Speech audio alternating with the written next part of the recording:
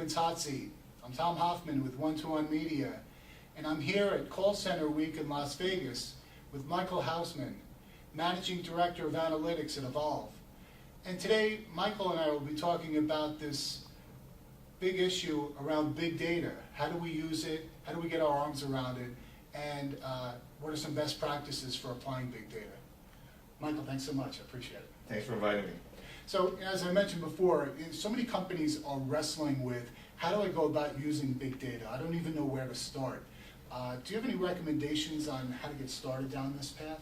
Yeah, so it can be very easy to become intimidated. The whole point of big data is that it's big and it's something that it's difficult to analyze large volumes of data. So what we always recommend is starting with small chunks. So breaking it down into interesting questions. What's one question that you might want to answer about your call center?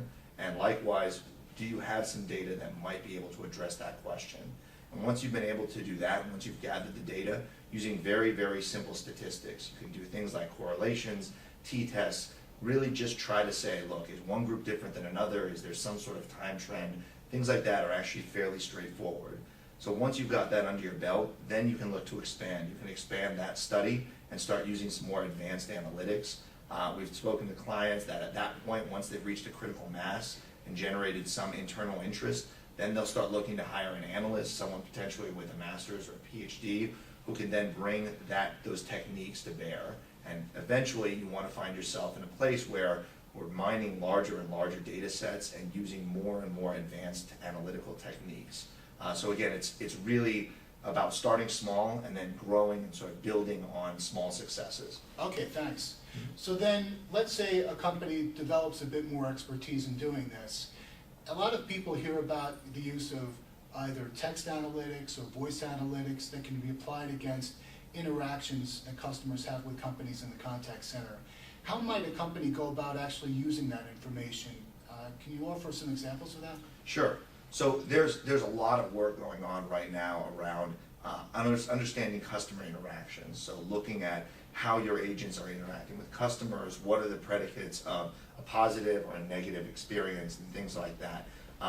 What's interesting is that we found that clients of ours, call centers, are capturing a ton of data on their agents themselves.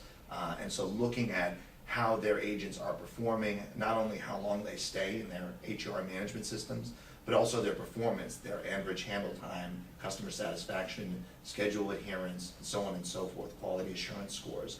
And so we found that there's actually an amazing opportunity to mine that employee level data in order to get more insight into the workforce. And so that's really where we think the road meets the rubber. And we found that there's tremendous relationships and very strong correlations between certain characteristics of the agents and whether they perform well, identifying those top performers, as well as agents that struggle from the outset and have a lot of room for improvement or drop off. And so we want to use data and analytics to try to understand what makes someone a top performer, what makes someone struggle, and how can we bring talent in that's likely to succeed. And then not only that, but how can we use things like training and supervisors and technology and policies to help them perform at their very best. So are there examples that you can point to of some of these characteristics that do make a very effective agent, depending on what it is that you're looking at in terms of their performance? Mm-hmm. Yeah, absolutely. So, we have, our science team is a team of biopsychologists, and they're looking at the personality traits, the knowledge, skills, and abilities that make someone successful on the job. So a lot of that is about bringing in raw talent and making sure that people who are agents are the best available individuals that you can get. But we found that that's just one piece of the puzzle, that there's actually changes that occur over the course of a life cycle of an agent that have a tremendous impact on their ability to provide the best possible experience. So for example, we just released a white paper recently that looks at the impact of trainers and how they can have an effect on attrition of new hires. And the results were actually kind of staggering. We knew that trainers would have an impact. We talked to clients who had indicated that. What we actually found was that trainers can influence trainee attrition in the volume, the magnitude of 2 to 3 times. So the best trainers are 2 to 3 times better than the least proficient trainers, and that's huge. That's a a large dollar value if you're able to keep someone on the floor longer and they're more experienced and they're able to provide a better experience.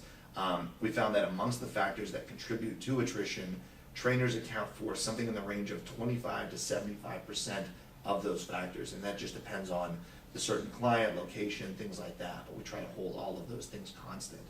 So that's one example. Learning that, we even took it one step further and we wanted to understand, well, we know trainers are important, but what makes someone a good trainer? So we need to be able to identify those characteristics and then transfer those to trainers that aren't as strong. And what we did is we used classroom observations from one of our clients, and this was really a partnership. And what we found is that the best trainers were really engaging. They asked questions during class, they stimulated conversation. The trainers that didn't do as well were the ones that had some of the command and control approach to the classroom. It was a boot camp. They were very efficient, they were very organized, they got through the material, but they didn't help coach people when they had problems, they didn't encourage questions. So that's a great example of we return those results to the client, and they've gone and they've made changes to their training curriculum, and as well as the trainers themselves, telling them to emphasize certain characteristics. So it's a great example of how we took thousands and tens of thousands of data points and were able to come up with some really interesting insight that they were then able to put into practice.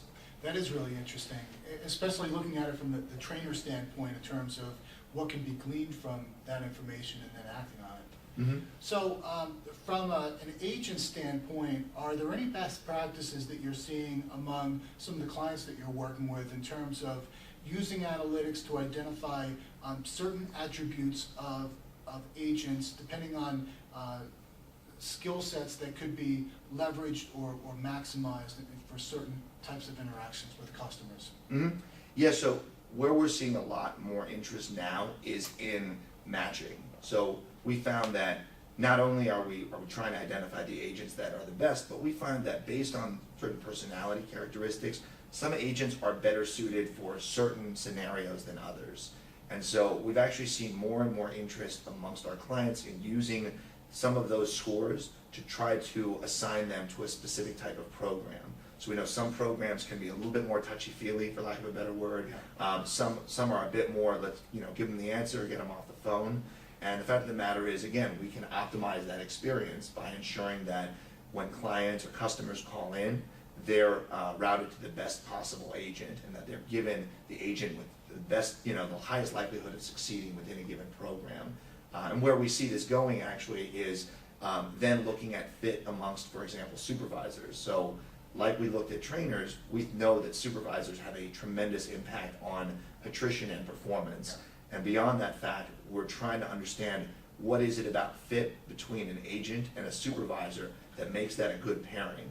Whereas, as opposed to scenarios where the supervisor and the agent clash, and that's where you'll often hear agents they disappear because Right. they don't like their boss, quite frankly. Sure, and with churn being such a big issue in the contact center, that these are things that should be looked at, and I would imagine you can apply analytics to, certainly. Mm-hmm. Yeah, absolutely. It's amazing. I think more and more data is becoming available, and this is really the key of big data and analytics, is that just through various systems, more and more data is becoming available. So nowadays, the issue isn't getting data like it used to be. The issue is then applying data analytics and techniques to understand and generate insight. So again, it's difficult to look at this mountain of data now and say, what are we going to do? And then the real key is breaking it down and saying, okay, let's answer this question, let's answer that question, let's try to make sense of these piles of data.